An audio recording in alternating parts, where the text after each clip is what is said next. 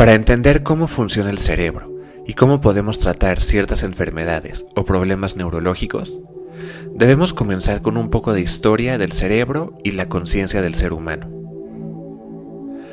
La historia del esfuerzo para entender el origen de la conciencia comenzó hace miles de años. En diferentes partes del mundo, cientos de cráneos perforados han sido descubiertos. Los antropólogos han documentado que, por ejemplo, los nativoamericanos tenían la creencia de que al perforar un cráneo y al agregar rituales y oraciones, se podían curar problemas como la epilepsia. En un sitio arqueológico en Francia se encontraron 120 cráneos y 40 de ellos estaban perforados también. En Perú, los antropólogos han examinado momias que han sido bien preservadas por más de 3.000 años y encontraron que alrededor del 40% tenían modificaciones en sus cráneos. Ya sea que estas perforaciones hayan sido llevadas a cabo en un ritual o como cierta cirugía médica, no lo sabemos, pero estas momias nos dan uno de los récords más antiguos de la conexión que hay entre el cerebro y el comportamiento del ser humano. En Egipto se encontró una tableta que ilustra que hace 3.000 años los egipcios sabían que un golpe a la cabeza podía dañar la visión o la coordinación. Un golpe en el lado izquierdo de la cabeza, según esas tabletas, afecta el lado derecho del cuerpo, mientras que un golpe en el lado derecho de la cabeza afecta el lado izquierdo del cuerpo. Y esto fue comprobado como algo verdadero por la ciencia moderna miles de años después. Sin embargo, los egipcios veneraban al corazón, donde para ellos se encontraba el alma. Después de la muerte, los egipcios hacían un ritual funerario, donde retiraban todos los órganos de la persona fallecida y los guardaban en frascos especiales, excepto un órgano, el cerebro. El cerebro simplemente se retiraba a través de la nariz y se tiraba a la basura. Los aztecas igualmente también creían que el corazón era un órgano superior al cerebro, ya que el corazón estaba relacionado a las emociones y el cerebro solo a la memoria y conocimiento. Hipócrates, escribiendo entre 460 años antes de Cristo, puede ser quien haya sido el primer proponente de la idea de que el cerebro es la fuente de la inteligencia humana, y tenía el presentimiento de que la epilepsia era el resultado de un daño cerebral. Sin embargo, su punto de vista en ese tiempo era una anomalía. Aristóteles, varias décadas después, también propuso que el corazón era más importante, porque había visto a gallinas corriendo después de haber sido decapitadas. Y también había tocado el corazón y el cerebro de una persona que acababa de fallecer, y se dio cuenta que el corazón seguía algo cálido, mientras que el cerebro estaba frío. Y entonces pensó que el cerebro era más bien como un regulador de las emociones que se originaban en el corazón.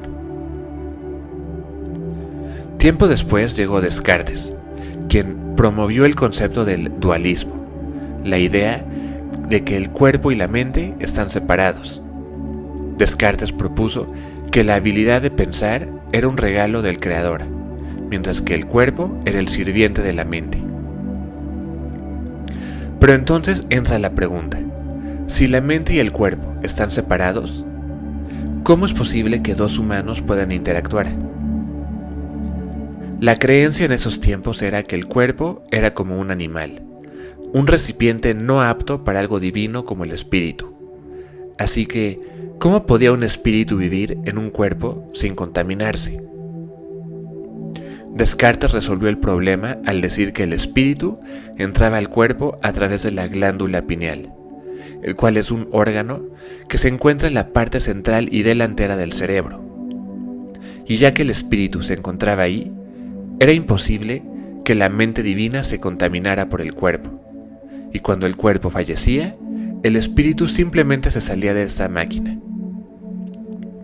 Descartes había elegido la glándula pineal porque ocupa el lugar central del cerebro, porque está rodeado de fluido cerebroespinal. Esa interpretación de Descartes fue el primer intento de asignar una tarea específica a una parte específica del cerebro. Años después, cuando ya se había inventado el microscopio, los científicos comenzaron a observar diferentes secciones del tejido cerebral y se dieron cuenta que diferentes partes del cerebro tenían diferentes números y tipos de célula, y se preguntaron si la estructura de estas células tenía algo que ver con su función. Fue aquí cuando se comenzó a formar la hipótesis de que cada comportamiento está representado en una región específica del cerebro, y también tuvieron una hipótesis de que la personalidad de una persona y sus rasgos mentales dependía si una parte de su corteza cerebral estaba bien o mal desarrollada.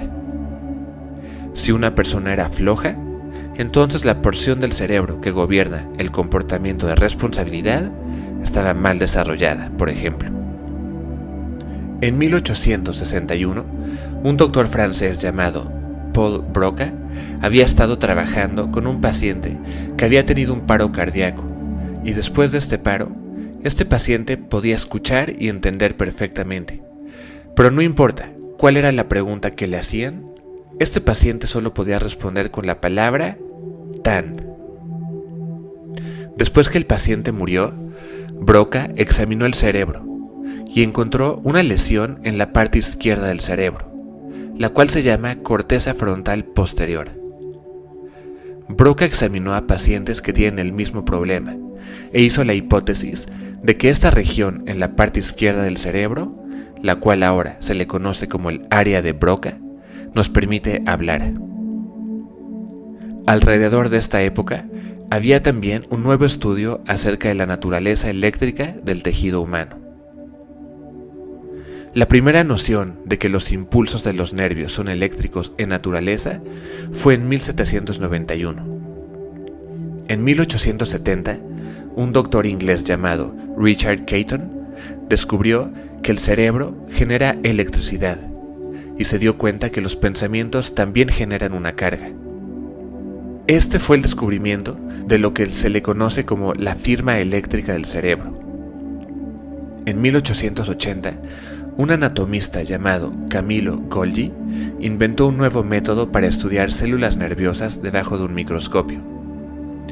Usando este método, Santiago Ramón y Cajal, otro anatomista de España, revolucionó el mundo de la neurociencia cuando descubrió la neurona. Y también descubrió las bases de cómo una célula pasa impulsos eléctricos al extenderse al cuerpo o dendrita de una célula adjunta a través de un tipo de cable llamado axón. Y también descubrió el hecho de que las células nerviosas cambian. Cuando una persona estudia o aprende algo nuevo, células nerviosas involucradas en la actividad hacen conexiones con otras células, y gracias a estos descubrimientos, ganó el premio Nobel en 1906. A pesar de todos estos estudios, nadie estaba exactamente seguro de qué funciones representa esta actividad eléctrica. Lo que se sabe del cerebro humano es que opera en un rango de 1 a 40 Hz. Un Hz es un número de ciclos por segundo, y entre más alto el Hz, más rápida la onda del cerebro. Para resumir rápido este tema de las ondas del cerebro, te recuerdo, de 1 a 4 Hz es la onda delta, la cual ocurre cuando dormimos o estamos en coma. Teta es de 4 a 8 Hz y ocurre cuando estás entre profundamente relajado y dormido. Alfa es de 8 a 12 Hz, lo cual es un estado de relajación pero despierto. Y beta, de 13 a 30 Hz, lo cual es el estado cuando estás despierto y activo. Estos estudios comenzaron a revelar el hecho de que diferentes funciones no son asociadas a una sola parte del cerebro, más bien son gobernadas por una red de diferentes sitios en el cerebro, las cuales se comunican en milésimas de segundo a través de impulsos eléctricos. En 1950, Robert Heath y Walter Mickle de la Universidad de Tulane en Nueva Orleans estaban tratando a pacientes esquizofrénicos y estaban desesperados por encontrar algo que aliviara la enfermedad de sus pacientes. Implantaron a 52 pacientes con electrodos y comenzaron a darse cuenta de que cuando se estimulaba una cierta parte del cerebro, los pacientes se sentían mejor y su enfermedad disminuía. El dolor disminuía, podían hablar más rápido. Al estimular otras regiones como la amígdala, sentían miedo o rabia. Al estimular el hipotálamo, los pacientes sentían ansiedad e incomodidad. Entonces, estos doctores descubrieron que al colocar un pequeño electrodo en el cerebro, en la parte posterior del cerebro, el cual era operado por una pequeña batería implantada en el abdomen, se podían controlar varios desórdenes mentales. Hoy en día, existen innovaciones increíbles de este electrodo inventado por Heath y Mikkel para el tratamiento de Parkinson, epilepsia, depresión, diabetes, hipertensión y para aliviar síntomas de paros cardíacos o pérdida de memoria. Ahora, hablemos un poco acerca de esto llamado neuroplasticidad, la cual es la idea de que el cerebro no es algo estático, sino que es capaz, a través de la estimulación correcta, de cambiar. Por muchos años se asumía que la estructura del cerebro, después de la infancia, era fija, y que una enfermedad o lesión podía disminuir la capacidad del cerebro, y que no había remedio para revertir los daños. Sin embargo, esas teorías eran erróneas, ya que hay muchos estudios que prueban que el cerebro es capaz de cambiar. Uno de estos estudios fue llevado a cabo en un convento de monjas en Minnesota. Los científicos se preguntaban por qué habían muchas monjas que ya estaban en sus 80 o 90 años de edad sin problemas como Alzheimer. Los científicos se dieron cuenta que esas monjas que usaban su cerebro, ya sea para enseñar, o tomaban clases, o hacían otro tipo de trabajo intelectual, incluyendo actividades como rompecabezas, sufrían menos de enfermedades cerebrales que aquellas monjas que solo hacían trabajo manual. Años después de que algunas de estas monjas fallecieron, se examinó a sus cerebros y se descubrió que las conexiones entre células de los cerebros intelectuales eran mucho más robustas. Una posible explicación es que al usar tu cerebro de diferentes formas a través de tu vida, creas nuevos caminos neuronales, creas más conexiones sinápticas y desarrollas más corteza cerebral, lo cual significa un cerebro más grande y poderoso. Aunque hoy en día se sabe mucho acerca del cerebro, la ciencia aún no entiende exactamente cómo es creada la conciencia humana. El cerebro pesa aproximadamente 5 kilos. Es 90% agua salada y tiene la consistencia de un aguacate. Y hay 4 regiones distintas en el cerebro. La parte superior, especialmente en la parte frontal de la corteza, es donde se lleva a cabo la razón, la planeación, la escritura y la lectura y otras funciones cognitivas. Esta corteza es lo que nos hace humanos, lo que nos distingue de otros animales. Si desenvuelves esta región, es el tamaño de una servilleta y su apariencia es la de la corteza de un árbol. Debajo de esta corteza está el cerebro mamalio o el sistema límbico, la parte del cerebro que gobierna dolor y placer. Y debajo de esta región está el diencéfalo, lo cual regula el sueño y apetito. Y debajo está el cerebro reptiliano, la región que se encarga de funciones como la respiración, la presión sanguínea, movimientos y temperatura corporal. El cerebro es una maravilla de procesador de informaciones. La información llega al cerebro del mundo externo a través de nuestros 5 sentidos, y esa información es convertida en energía eléctrica y química. Estas 4 regiones del cerebro que acabo de mencionar se comunican constantemente entre ellas a través de las neuronas. Las neuronas son como aparatos eléctricos microscópicos. Su membrana crea una carga electromagnética que después es liberada, una y otra vez, en algo llamado potencial de acción.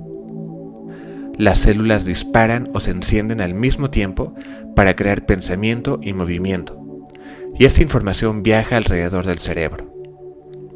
Cómo esta información o pensamiento es codificado en esta sopa electroquímica sigue siendo un misterio. Existen alrededor de 100 billones de estas neuronas en el cerebro humano, y cada una de ellas hace cientos de miles de conexiones con otras células, lo cual significa alrededor de 100 trillones de conexiones. En términos muy generales, el cerebro funciona de la siguiente forma.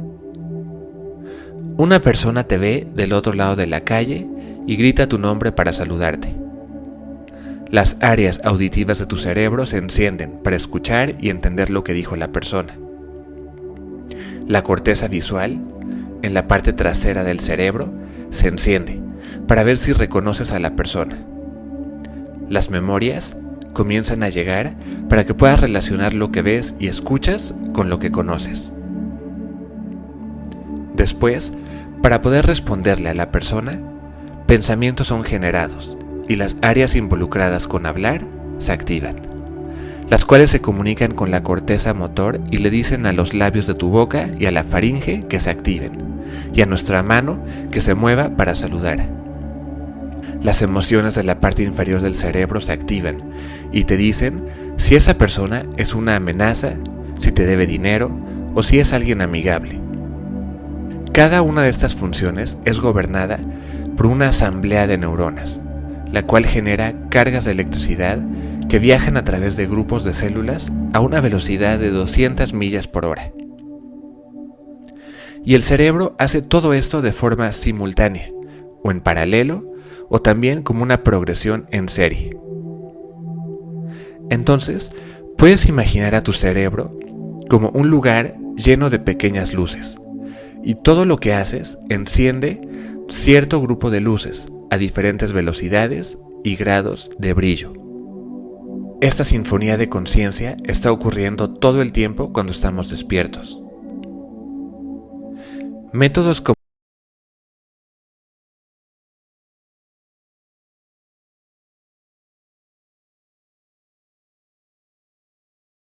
a través de la práctica de la meditación, te puedes volver el conductor de tu propia conciencia. Porque no importa cuál sea el problema o la enfermedad, la respuesta está en tomar control de esta orquesta, de tu propia conciencia, para poder regular todas las áreas del cerebro y que éste trabaje coherentemente y en sintonía.